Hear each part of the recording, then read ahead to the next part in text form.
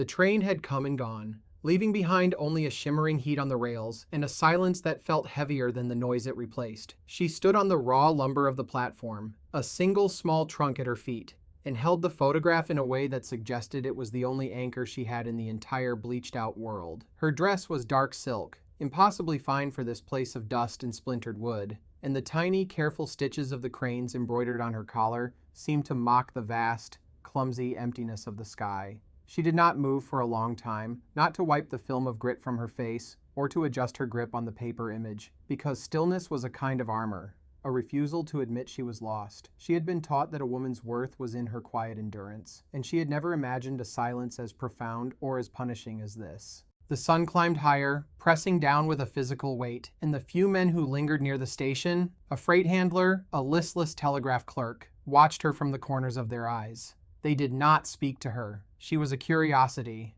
a misplaced figure in a landscape that tolerated very little out of place. She was a picture, and the man in the picture she held had not come. That was all they needed to know. The afternoon began to bleed away into a long, hazy evening, the light turning the color of rust, and still she waited. She had crossed an ocean based on the promise in this man's eyes, a promise written in letters that had taken months to arrive, letters filled with descriptions of a land so wide it could hold any dream. Now, the sheer scale of it felt like a threat, a wilderness that could swallow a person whole and leave no trace. Her world had shrunk to the space of the train platform, to the worn edges of the photograph, to the slow, steady beat of her own heart that insisted, against all evidence, that she was still alive. He would come. He had to. She had nowhere else to go. Elias Thorne saw her from a distance as he guided his wagon toward the station, a dark, unmoving shape against the glaring afternoon sun. And his first thought was that she was a mirage born of heat and dust. He was a man who believed in what he could touch, the worn leather of his reins, the solid heft of an axe, the unyielding rock and soil of his land.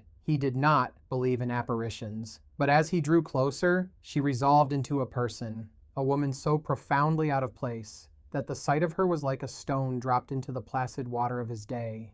He had come to town for salt and flour, a trip he made only when necessary, because the town was a place of noise and judgment, a place where his solitude was seen as a strangeness to be remarked upon. He preferred the company of his own thoughts and the steady, predictable rhythm of the work that filled his days from before sunrise until long after dark. He pulled the wagon to a halt, the horses stamping and jingling their harnesses, and he swung down, his boots making a soft thud in the thick dust. He did not look at her directly. He had learned long ago that looking was a form of invitation, and he had nothing to invite anyone to. He went about his business with the station master, a man named Hobbs, whose face was a permanent mask of weary disapproval. They spoke of freight costs and the price of grain, the familiar litany of a life wrested from hard land. It was only when the transaction was complete, when the heavy sacks were loaded onto his wagon bed, that Hobbs gestured with his chin toward the woman on the platform.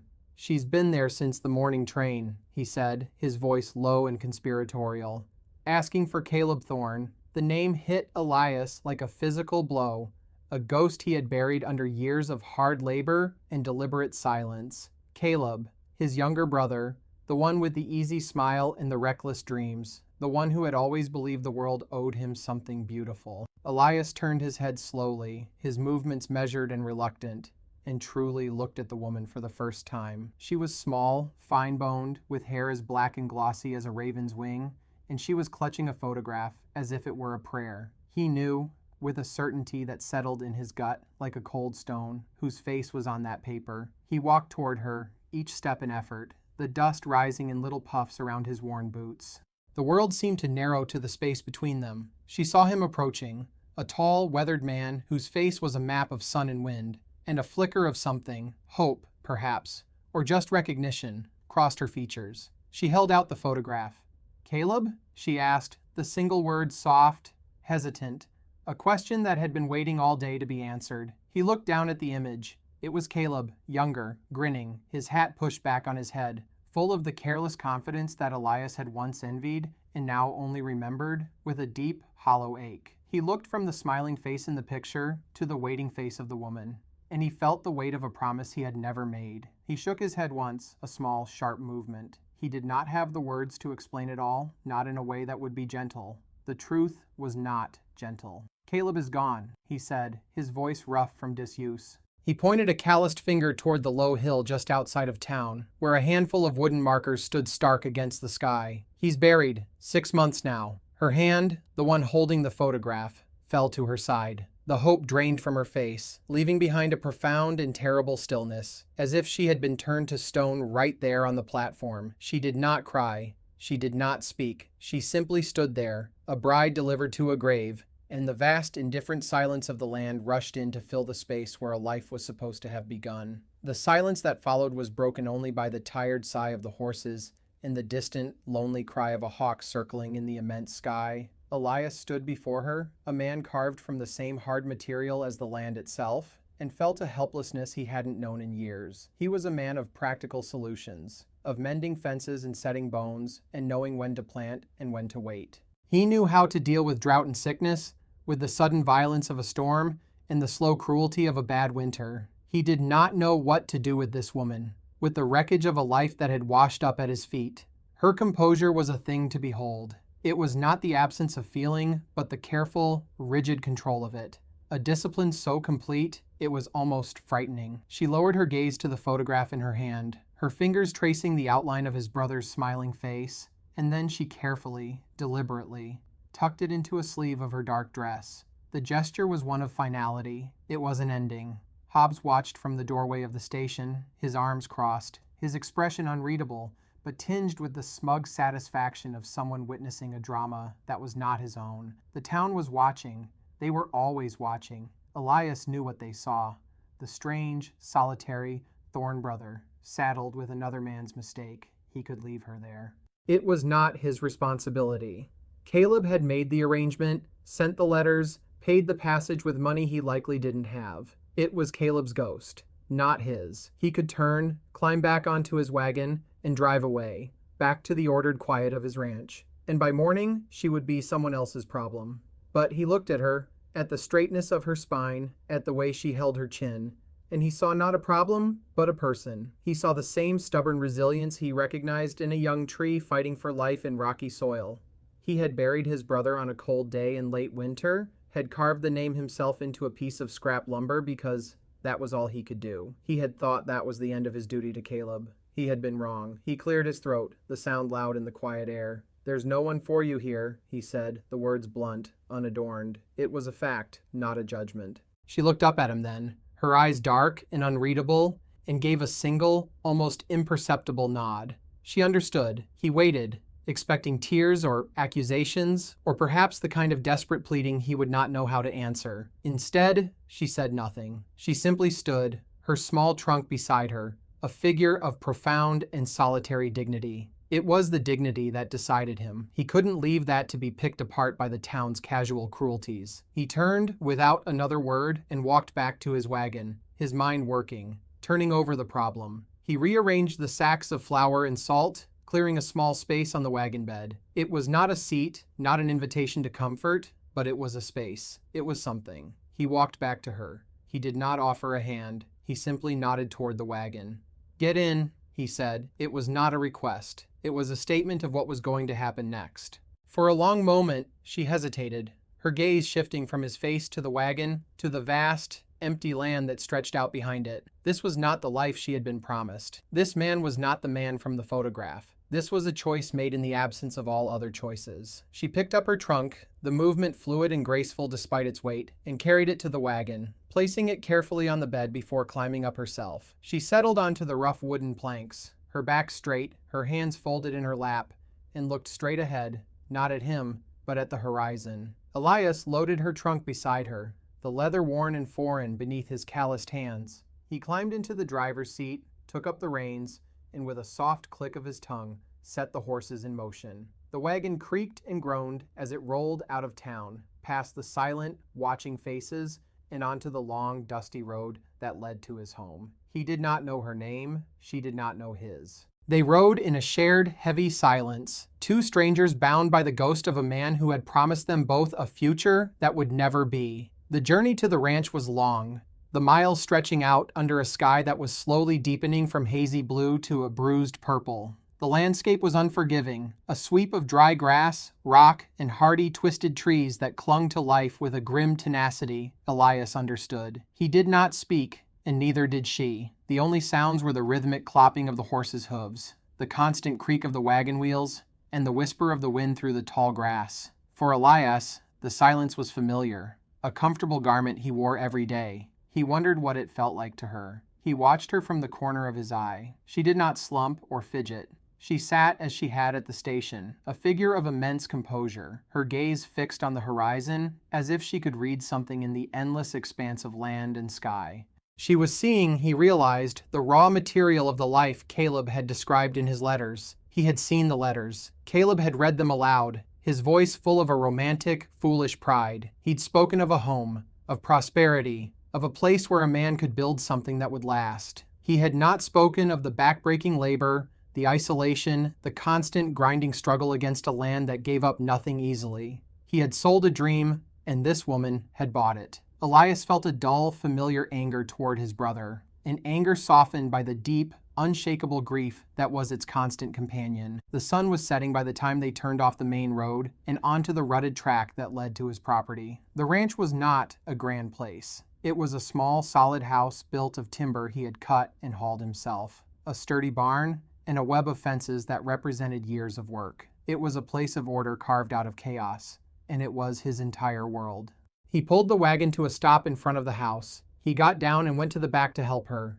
"This is it," he said. The words felt inadequate. She looked at the house, at the barn, at the darkening fields. Her expression did not change. She slid off the wagon gracefully, her feet landing softly in the dust. He unloaded her trunk and set it on the porch. The air was growing cool. A few stars were beginning to appear in the vast, dark sky. He opened the door to the house and stood aside. The inside was sparse, clean, and relentlessly masculine. There was a main room with a stone fireplace, a simple table and 2 chairs, and a small kitchen area. A ladder led up to a sleeping loft. Another door led to a small bedroom, his bedroom. It smelled of wood smoke, leather, and coffee. It was the smell of his life. He lit a lantern, and the small room filled with a warm, flickering light. She stepped inside, her eyes taking in every detail. She was not seeing a home. She was seeing the evidence of a life, a solitary one.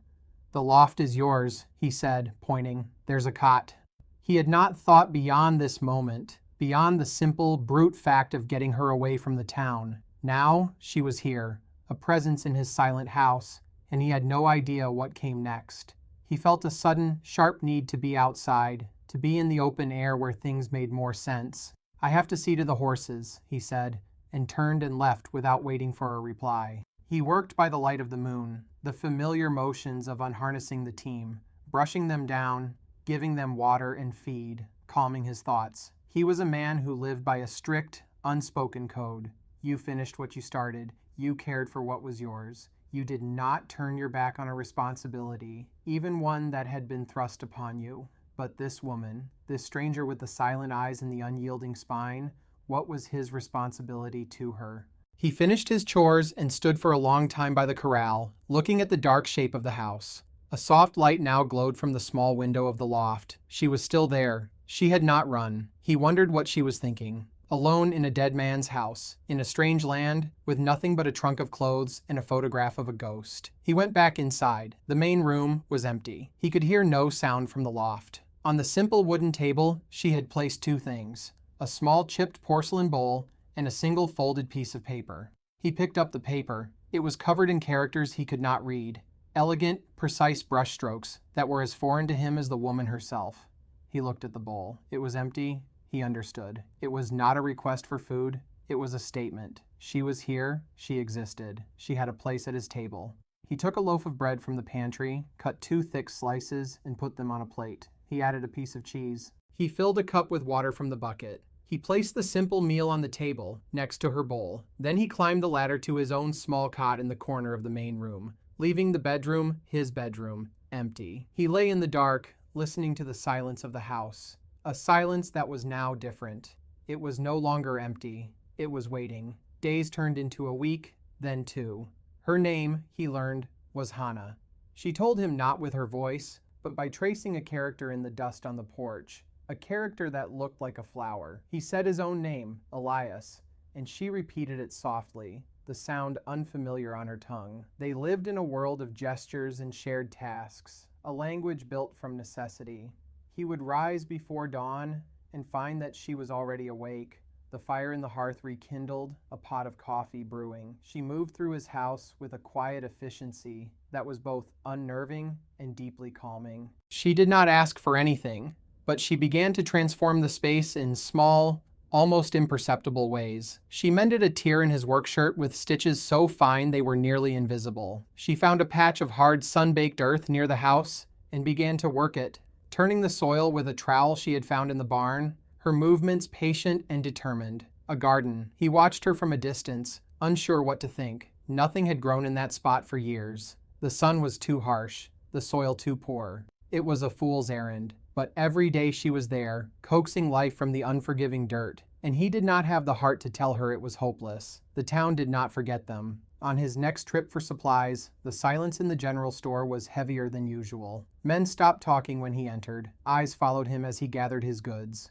Caldwell was there. Marcus Caldwell owned the largest ranch in the county, and he owned the bank, and he owned the silence of most of the men in that room. He was a man whose politeness was a weapon, a soft glove hiding a hard fist. He approached Elias by the counter, his smile easy, his eyes cold. "Thorne," he said, his voice smooth. "Heard you took in some charity, a stray." Elias did not rise to the bait. He continued counting out his coins, his face a stony mask. "She's Caleb's widow," he said, the lie tasting like ash in his mouth. It was simpler than the truth. Caldwell's smile widened. "Is she now? A pity. A fine-looking piece like that, wasted on a dead man, and now on a man who might as well be." The insult was clear, aimed at Elias's solitude, his refusal to be part of the town's social fabric. Elias finished his transaction, picked up his sack, and turned to leave. Caldwell put a hand on his arm, the grip surprisingly strong. "A man like you has no use for such a delicate thing, Thorne. If she becomes a burden, you let me know. I'm a charitable man myself. I could find a place for her." The implication was ugly and clear. Caldwell saw Hannah not as a person, but as a commodity, an object to be acquired. Elias looked down at the hand on his arm, then back up at Caldwell's face. He said nothing. He simply stared, his gaze flat and unyielding, until Caldwell, with a small, almost imperceptible frown, released his arm. Elias walked out of the store, the silent judgment of the town following him like a shadow. He drove the wagon home faster than usual, a cold anger burning in his chest. It was not for himself.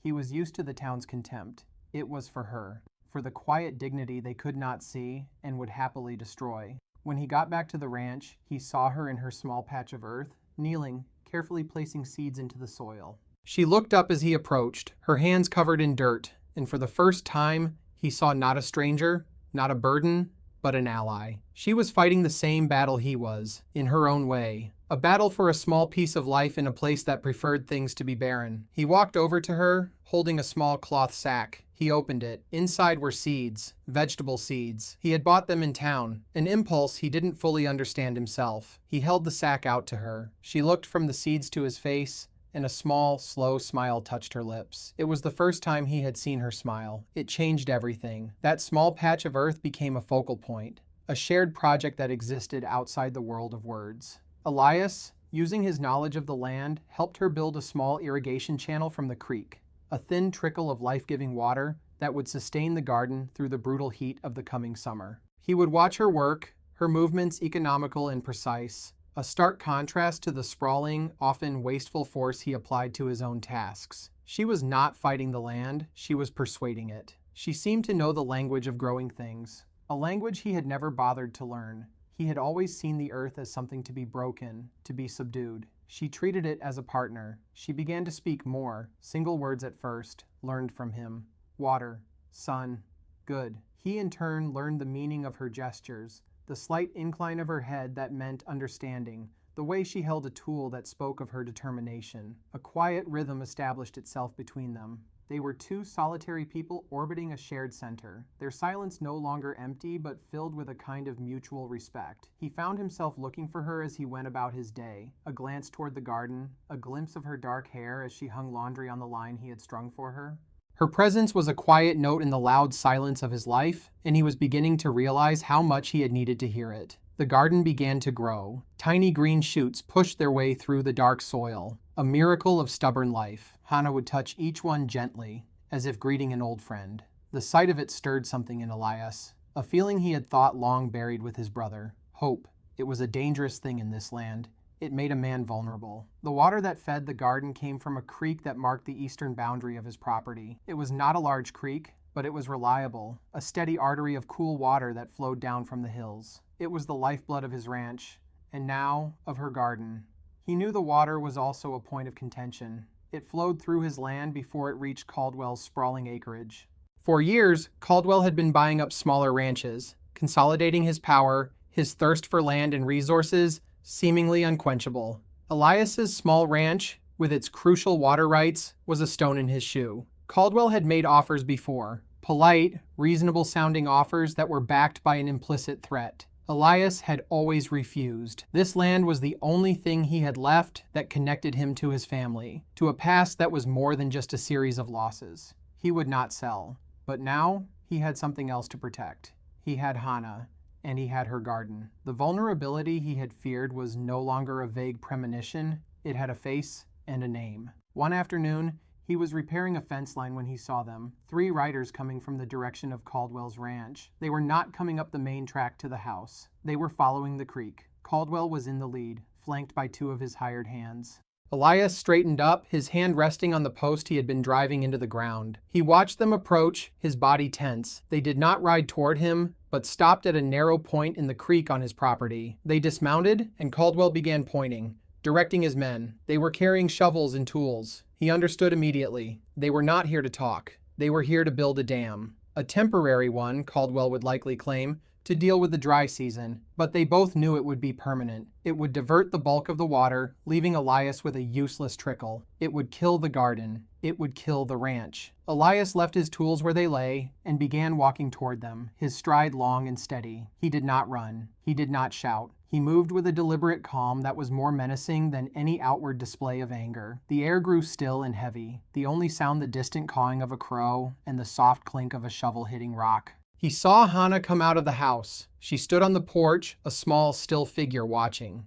She knew what the water meant. She knew what was happening. Her presence at his back solidified something in him, a resolve as hard and unyielding as the rock beneath his feet. He was no longer just defending a piece of land. He was defending a home. Caldwell saw him coming and smiled that same easy, predatory smile. "Thorn," he called out, his voice carrying easily in the still air. "Just making some necessary improvements. The whole valley is dry this year. A man has to look out for his own." He spoke as if it were the most reasonable thing in the world, as if he were not stealing the very life from Elias's land. "This is my property, Caldwell," Elias said, his voice low and even. He stopped a few feet away from them. He did not look at the 2 hired hands, men he knew from town, men who worked for wages and did what they were told.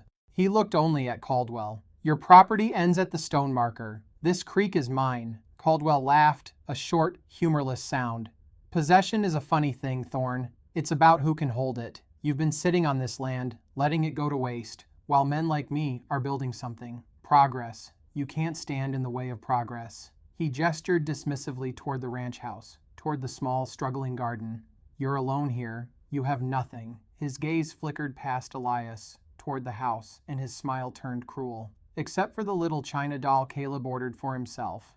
What are you going to do with her when the water's gone? When this place dries up and blows away?" He wasn't speaking to Elias anymore, but to his men, playing to an audience. He spoke of Hannah as if she were an object, a piece of furniture he was assessing. "Tell you what, Thorn, you sign the deed over to me today, and I'll take her off your hands. Give her a good home. A man like you has no use for such a delicate thing." Elias felt a white-hot rage rise in him, so pure and so intense it felt like ice. His hand went to the worn handle of the axe that was always tucked into his belt, his fingers curling around the smooth, familiar wood. He did not draw it. It was enough that it was there. He was about to speak, to say something that would be final, something from which there would be no turning back, when a voice cut through the air. It was not loud. It was not angry. It was clear, and it was steady.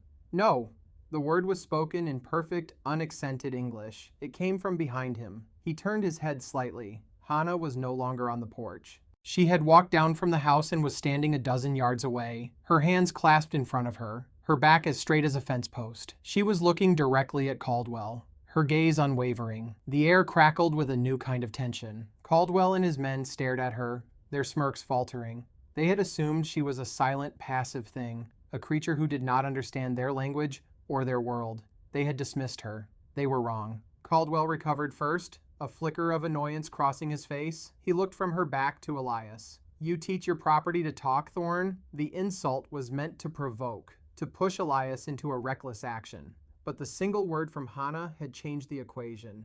This was no longer his fight alone. He turned his body fully, placing himself slightly in front of her, a clear, unmistakable gesture of protection. He looked at Caldwell, and the rage inside him had cooled into something harder, something more dangerous. It was a cold, settled certainty. He did not need to shout. He did not need to threaten. His presence, his stance, was the only statement required. He met Caldwell's eyes, and for a long moment, the world held its breath. The two hired hands shifted uncomfortably, their shovels suddenly feeling heavy and awkward in their hands. This was not what they had signed up for. They were paid to intimidate a lonely rancher, not to get into a bloody fight over a patch of dirt and a foreign woman who looked at them as if she could see right through to their souls. Caldwell held his gaze, his arrogance warring with a sudden, unwelcome flicker of caution. He saw something in Elias's eyes he had not seen before. It was not fear, it was not anger, it was the absolute conviction of a man who had nothing left to lose and had just discovered something he would not let be taken. The silence stretched, thin and taut. Caldwell had miscalculated. He had thought Elias was weak, isolated, a man who could be pushed. He had thought the woman was a vulnerability, a pawn to be used in his game. He had seen only what he wanted to see. He had not seen the quiet strength that had taken root here, a strength nurtured by shared work and unspoken respect. He had not seen that these two solitary people had, without realizing it, become a family. Finally, with a small, contemptuous sneer that did not quite hide his frustration, Caldwell broke the silence. He gestured to his men. "Pack it up," he said, his voice tight. "This land isn't worth the trouble." He turned his horse, his back rigid with fury and wounded pride. He had been defied, not by a show of force, but by a quiet, unbreakable will. He had lost, and he did not know how. He and his men rode away, their shovels glinting uselessly in the afternoon sun. They did not look back. Elias stood and watched them go, his hand still resting on the handle of his axe. He did not relax until they were small figures in the distance, swallowed by the vastness of the landscape. The immediate danger had passed. He could feel the tension slowly drain out of him, leaving behind a deep, bone-weary exhaustion and something else, a profound sense of peace. He turned to look at Hannah. She was still standing in the same spot, her gaze following the retreating riders. He walked over to her, stopping a few feet away. The silence between them was different now. It was not the silence of strangers, but the shared, comfortable quiet of people who had faced something together and had not broken. He looked at her, at the dirt on her hands, at the fierce, unwavering light in her eyes. He saw not a delicate thing, but the strongest person he had ever known. "Thank you," he said. The words felt small, inadequate for what she had done. She had given him back a reason to fight. She had reminded him that a home was not just land and a house, but the people you chose to protect. She looked up at him, and the smallest of smiles touched her lips. "Elias," she said, her voice soft. It was the first time she had said his name with such easy familiarity. She then turned and looked at her garden, at the rows of fragile green shoots drinking in the afternoon sun, sustained by the water they had just defended. She had planted roots in this hard, unforgiving soil. And so, he realized, had he. That night, a new routine was born. After the simple meal they always shared in silence, Hannah brought out a small, worn book. She opened it on the table between them. On its pages were English words, next to the Japanese characters he recognized from her letters. She would point to a character, say the word in her language, and then point to the English word beside it. "Hannah," she said, pointing to the character that meant flower. Then she pointed to another. "I," she said, and then to the English word, home. He found himself leaning forward, listening, repeating the words she taught him. He, in turn, would point to objects in the room, table, chair, fire, and say the English word slowly, clearly. She would repeat it, her pronunciation careful, precise. They were building a bridge between their two worlds, a bridge made of words. The lessons became a nightly ritual, a quiet space of learning in the heart of their shared solitude. He learned that her family had been weavers of silk, that she had a younger sister, that she loved the color of the sky just before sunrise. She learned that his parents had died when he was young, that he and Caleb had built this ranch together, that he found more comfort in the company of horses than of men. They did not tell each other these things in long, flowing sentences. They were pieced together from single words, from gestures, from the spaces in between. The shared language grew, and with it, a deeper understanding. The threat from Caldwell did not vanish, but it receded. He was a man who preyed on the weak and the isolated. He had discovered that Elias and Hannah were neither. The town, too, began to see them differently. The story of the confrontation at the creek traveled, as all stories did, embellished and altered in the telling. But the core of it remained. The solitary rancher and the foreign woman had stood their ground, and Caldwell had backed down. On his next trip to town, the silence that greeted Elias in the general store was not one of judgment, but of a grudging, unspoken respect. No one offered him a smile, but no one turned their back either. He had, in their eyes, proven he could hold what was his. The seasons turned. The garden, against all odds, flourished. It produced small, sweet tomatoes, crisp beans, and hardy squash. It was a splash of vibrant green and red against the muted browns and golds of the landscape. It was a testament to Hannah's stubborn, patient work. They ate from it, their meals now filled with the taste of something they had built together. The small house no longer felt empty or masculine. It was filled with the scent of herbs Hannah dried and hung from the rafters, with the sight of a brightly colored piece of silk she had draped over the rough wooden mantelpiece. It had become a home. One evening, as the sun was setting, casting long shadows across the land, Elias was sitting on the porch, cleaning a piece of tack. Hannah came and sat on the steps near him, shelling beans into the porcelain bowl she had brought with her from her old life. They worked in comfortable silence for a while, the only sounds the soft snap of the bean pods and the chirping of crickets. "Caleb," she said, her voice quiet. "He wrote of a big house, with many windows, and a river." Elias stopped his work. He looked out at the vast, empty land, at the small, sturdy house they had made their own. "Caleb was a dreamer," he said softly. "He saw what he wanted to see." She was quiet for a moment. Then she said, "He saw you." Elias looked at her, confused. He wrote of a man, strong, quiet, a man who could build things, who could make things safe. She looked around, at the solid barn, the neat fences, the thriving garden. He wrote about his brother.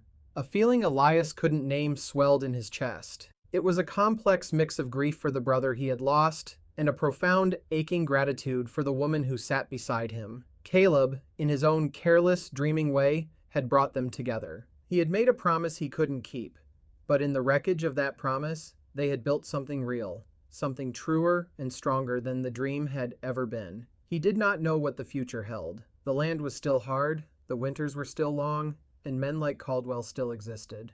But for the first time in a very long time, he did not feel alone. He looked at Hannah, at the quiet determination in her face, and he knew they would face it together. He reached out, his large calloused hand covering hers where it rested on the bowl of beans. It was a simple gesture. It was everything. She did not pull away. She simply turned her hand over, her fingers lacing with his. They sat there for a long time, their hands joined, and watched the last light fade from the sky. Two survivors who had found in each other not what they had been looking for, but what they had always needed. The silence was no longer waiting. It was full. It was peace. And so you see, a life is not always the one we plan. Sometimes it is the one that finds us in the ruins of our expectations. It is built not from grand promises, but from small, quiet acts of courage and decency. It is found in a shared meal, a handful of seeds, a single word spoken at the right moment. The world will always have its bullies, those who see vulnerability as an invitation to be cruel, who mistake silence for weakness. They believe that strength is loud, that it is measured in what you can take from others. But true strength is often quiet. It is the resilience of a green shoot, pushing through hard soil. It is the dignity of a person who refuses to be broken. It is the courage to stand for someone when it would be easier to walk away. Perhaps you have faced a moment like this in your own life. A time when you had to choose between what was easy and what was right. A time when you had to defend not a piece of land, but a piece of your own humanity, or someone else's. What did you do? What did you discover about yourself in that quiet, defining moment? Thank you for spending this time with us. If this story resonated with you, we hope you'll consider liking this video and subscribing to our channel. Your support allows us to continue telling stories like these. And please, share your thoughts in the comments below. We read everyone. Until next time, be well and be kind.